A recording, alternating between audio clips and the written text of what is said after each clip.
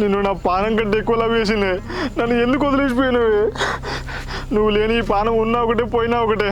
ఇక నేను చస్తున్నానే, ఈ బాయలు దిగు చస్తున్నా. ఏం కష్టం వచ్చిందని చేస్తావురా? సప్పుడు ఏమరా చెప్పు.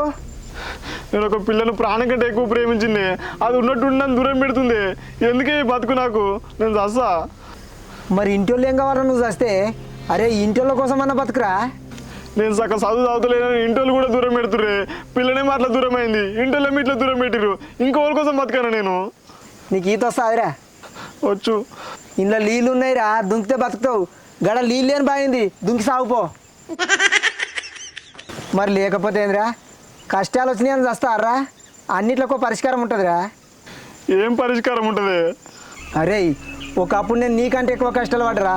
అప్పుడే శ్రీ కోయ ఎల్లమ్మ తల్లి జ్యోతిష్యాలయం గురించి తెలిసిందిరా. వీళ్ళు ఫోన్లోనే జ్యోతిష్యం చెప్తారా.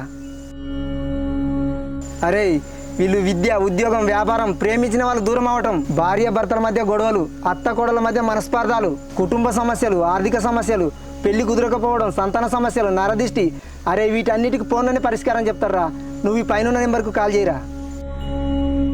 అరే బతికి సాధించాలరా, సత్యం సాధిస్తావురా గాడిది.